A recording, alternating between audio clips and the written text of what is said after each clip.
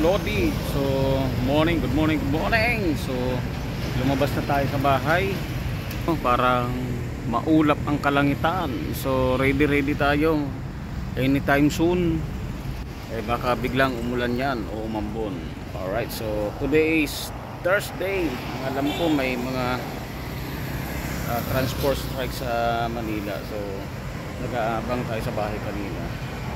7, halos mag-alas 9 na nag-decide na tayong lumabas.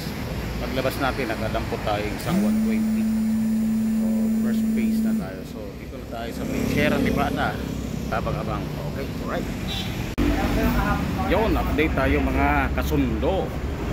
Yon, alright. So nandito tayo sa Las Piñas na. Nakakuha tayo doon sa Sierra Nevada after 40 minutes.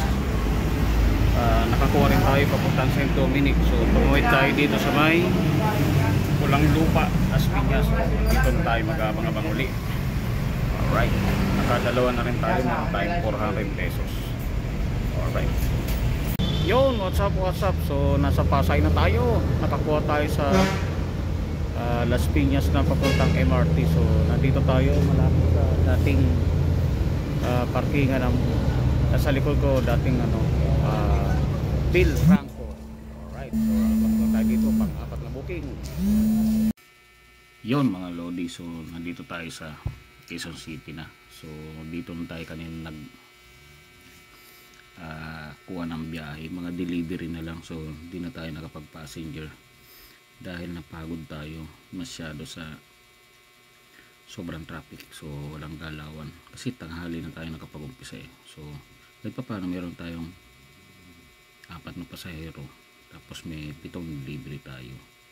So nakaan naman tayo, gross income na 1.6. So kahit pa paano meron tayong malinis na 1,000 pesos doon sa ating biyahe kanina. Okay, alright. So bukas dito na tayo mag-umpisa mga Lodi. Alright, so nag-snack lang ako ng noodles, so ng Lucky Me noodles.